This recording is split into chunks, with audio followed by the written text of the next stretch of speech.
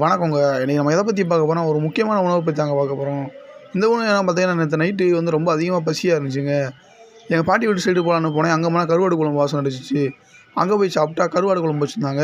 கருவாடு குழம்பு பக்கத்துல ஒரு கிண்ணத்துல வச்சுட்டு, ஏதோ உருண்டை உருண்டையா தட்டி இலையில வச்சிருந்தாங்கங்க. "என்ன பாட்டி இதுன்னு?" கேட்டா, "இதான்ப்பா நம்ம கேழ்வரகு களின்னு" சொன்னாங்க. "கேழ்வரகு களியா?" அப்படின்னு அத எடுத்து ஒரு உருண்டைய எடுத்து கருவாடுகள தொட்டு ஒரு வாய் சாப்பிட்டேங்க.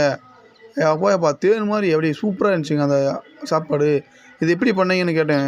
அந்த பாட்டி சொன்னாங்க, "ராகி களிப்பா இதான். ராகி களிய ராகி மாவ வந்து கொதிக்க வச்சு, கிளறி உருண்டையாக வார்த்து செய்யப்படும் உணவு தான்ப்பா இது. இது வந்து உடலுக்கு வலுவூட்டும். நீண்ட நேரம் பசி தாங்கும்னு" சொன்னாங்க. "என்ன பாட்டி ராகினா அப்படின்னா என்ன பாட்டின்னு?" கேட்டேன். "கேழ்வரகு தான்ப்பா ராகின்னு சொல்றாங்க இந்த ஊர்ல." அப்புறம் எங்க பாட்டிட்ட கேட்டேன், "பாட்டி அன்னைக்கு ஒரு இனிப்பா ஒரு களி இருந்துச்சுல்ல பாட்டி, அது என்ன களி பாட்டின்னு?" கேட்டேன். "அதுவாப்பா அது உளுந்தங்களிப்பா. அது எப்படி பாட்டி செஞ்சீங்கன்னு?" கேட்டேன். அவங்க என்ன சொன்னாங்கன்னா, "உளுந்த மாவ பயன்படுத்தி செய்யப்பட்ட ஒரு களிப்பா. அது இனிப்பு களின்னு கூட சொல்லுவாங்க.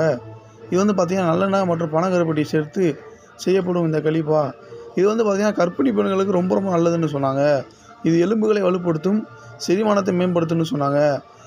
சத்தான மாலை நேரத்தில் இது சிற்றுண்டியாக பயன்படுத்தலாம்னு சொன்னாங்க. கர்ப்பிணி பெண்கள் யாராச்சும் இருந்தீங்கன்னா இந்த உளுந்தங்களியை ட்ரை பண்ணி பாருங்க. ரொம்ப சத்தானதுங்க." இந்த 2 வகையான களியை பற்றி பார்த்தோம். இன்னும் பல சிறுதானிய களிகள் வந்து இருக்குது. நமக்கு பாட்டி வீட்ல சாப்பிட்ட 2 களி பத்தி நம்ம சொன்னோம். உங்களுக்கு இந்த களி பிடிச்சிருந்துச்சுன்னா, உங்கள் வீட்ல யாராச்சும் களி பண்ணியிருந்தீங்கன்னா, லைக் பண்ணுங்கள், ஷேர் பண்ணுங்கள், சப்ஸ்கிரைப் பண்ணுங்கள். நன்றி.